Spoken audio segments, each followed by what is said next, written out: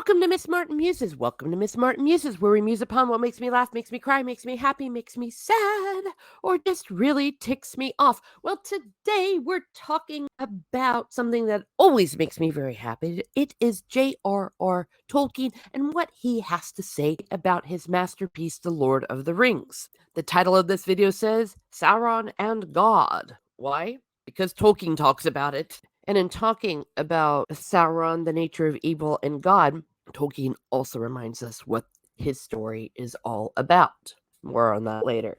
The relevant letter is 183. This is not a complete reading of the letter. The letter is very long and goes into numerous topics. In my story, I do not deal in absolute evil. I'm going to pause. Notice he is capitalizing absolute evil. He's referring to something very specific, a concept, theological ideas. I've seen some individuals shilling for a certain show try to say, see, Tolkien doesn't say things are absolute evil. He's talking absolute evil. The next part, I don't think there is such a thing, since that is zero. Pausing here again. Zero with a capital zero.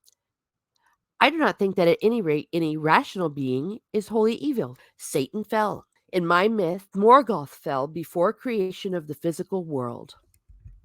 Hate that I have to point out the obvious. Why do you all say that Morgoth is applicable to Satan? Because Tolkien said so. In my story, Sauron represents as near an approach to the wholly evil will as is possible. Please note his wording here, evil will. Talking about the will. He had gone the way of all tyrants, beginning well, at least on the level that while desiring to order all things according to his own wisdom, he still at first considered the economic well-being of other inhabitants of the earth. But he went further than human tyrants in pride and the lust for domination, being in origin an immortal, angelic spirit. In The Lord of the Rings, the conflict is not basically about freedom, though that is naturally involved.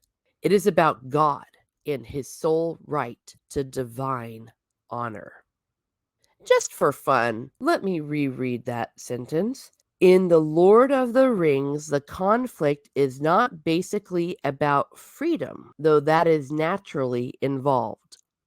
It is about God and his sole right to divine honor. When the author of a work tells us what he is doing, I tend to believe him. The Eldar and the Númenóreans believed in the one, the true God, and held worship of any other person an abomination. Sauron desired to be a god king and was held to be this by his servants. If he had been victorious, he would have demanded divine honor from all rational creatures and absolute temporal power over the whole world. So even if in desperation the West had bred or hired hordes of orcs and had cruelly ravaged the lands of other men as allies of Sauron, or merely to prevent them from aiding him, their cause would have remained indefeasibly right. As does the cause of those who oppose now the state god and marshal this or that as its high priest, even if it is true, as it unfortunately is, that many of their deeds are wrong, even if it were true, as it is not, that the inhabitants of the West, except for a minority of wealthy bosses, live in fear and squalor, while the worshippers of the state god live in peace and abundance and in mutual esteem and trust. I'm going to allow those sentences about the state god to speak for themselves. So there it is, a little more insight into what Sauron is and perhaps what he isn't, especially for those who may out there run across some erroneous and disingenuous interpretations of who this character is supposed to be and what Tolkien said.